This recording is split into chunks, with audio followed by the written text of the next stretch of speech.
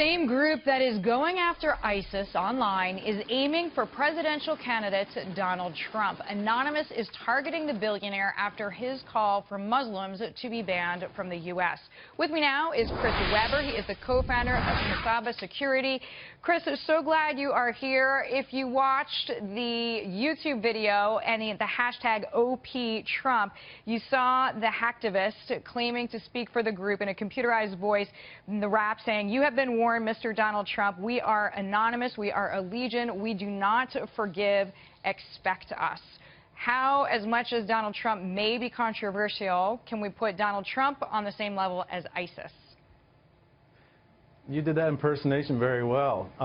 I did. I watched the video that Anonymous put online, and they said essentially that they felt that by banning Muslims entering the U.S., he was encouraging ISIS and essentially giving them more power and more ability to recruit.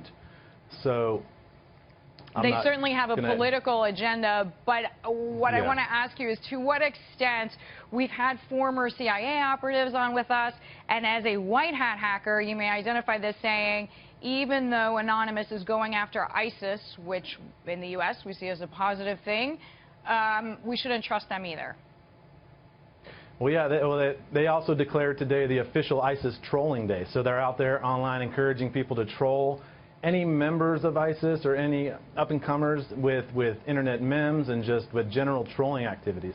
So I think they're just playing both sides of it. They're trying to go all over the place with it.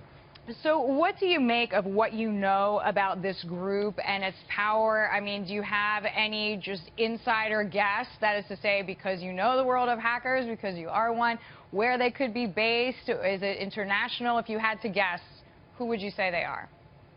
Well, yeah, the important thing to know about Anonymous is that they're a distributed group. There's no leadership. There's a lot of subgroups. A subgroup can take on a cause because they feel like it's a good cause to take on, and then if it doesn't get beat down by the rest of the community, then it'll happen. Now, throughout their history, Anonymous has done things that have been admirable as well as questionable and sometimes deplorable. So, for example, during the Arab Spring, they helped revive internet activity in Egypt after it was taken offline. So they actually allowed people and journalists to start reporting outside of Egypt.